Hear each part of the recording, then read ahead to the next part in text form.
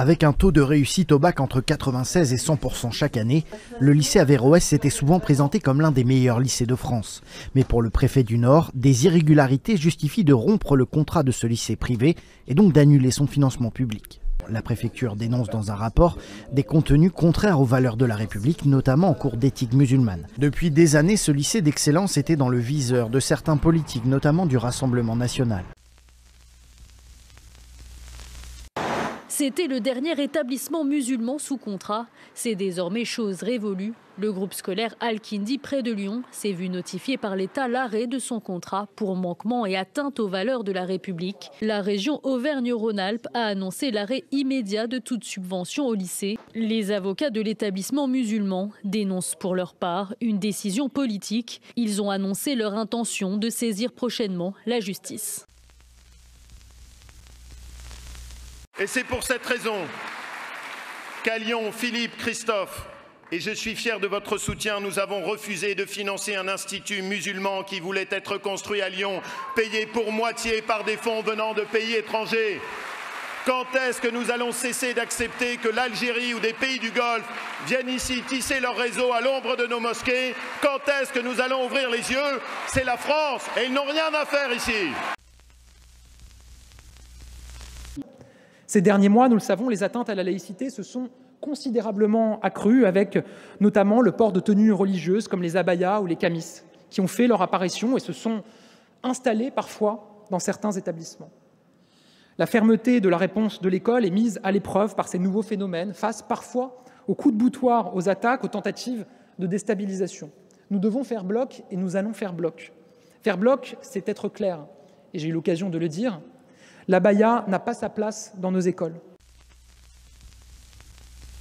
Pour certaines élèves, c'est devenu un rituel. Chaque jour, elles arrivent voilées devant les grilles de l'établissement. Mais au moment d'entrer, elles enlèvent leur foulard. C'est la loi. Elles restent alors vêtues de leur abaya, une robe longue assimilée à un vêtement religieux traditionnel de l'islam. Ces jupes longues, ce sont aujourd'hui, très clairement, il ne faut pas se cacher derrière le politiquement correct, c'est le signe d'une expression religieuse. Et je le dis très clairement, il faut, en tout cas c'est ma position, je suis partisan d'une laïcité intransigeante, et notamment dans l'école de la République. Mais où est-ce que ça s'arrête? Initialement, on parlait surtout du voile. Cette jeune fille en question, elle porte le voile en dehors de l'école, elle l'enlève quand elle rentre dans son lycée. Donc le voile, ça c'était réglé. Maintenant, c'est la jupe. Où est-ce que ça s'arrête? Je m'appelle Salimata Silla, mais tout le monde m'appelle Sally. J'ai 25 ans, j'habite à Paris et aujourd'hui on m'empêche de jouer en compétition parce que je porte un couvre-chef alors même qu'il est homologué.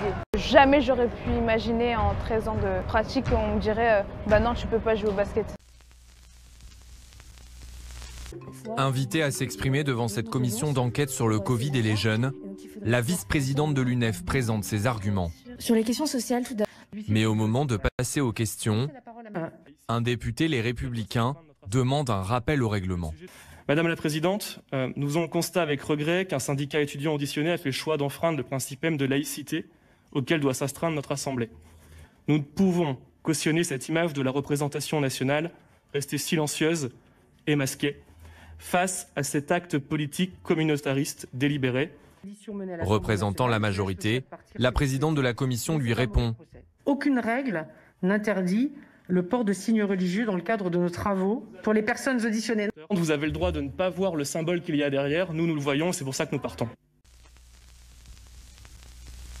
L'image de cette assesseuse voilée dans un bureau de vote de Saint-Denis a-t-elle été à l'origine de la proposition de loi faite par le MoDem? Hier, un amendement a été déposé pour interdire tout signe d'appartenance religieuse dans les bureaux de vote. Des échanges plus que virulents entre la ministre Marlène Schiappa et le député LR Éric Ciotti. Vous ne voulez rien changer, vous refusez de vous attaquer aux vrais problèmes. Circulez, il n'y a rien à voir, on ne change rien et on se donne rendez-vous à la prochaine attaque terroriste. Quand je vous entends, monsieur...